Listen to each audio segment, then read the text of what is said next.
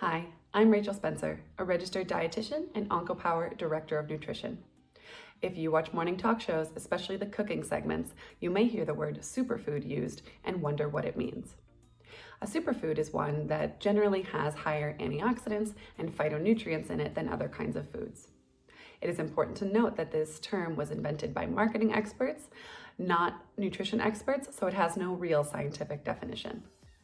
Foods that are commonly known as superfoods would include sweet potatoes, whole grains, walnuts, salmon, blueberries, and things of this nature. And while it is important to include these kinds of foods as they are considered extremely healthy, the most important thing in an anti-inflammatory diet is variety, and it doesn't need to be just made of foods that are labeled superfoods.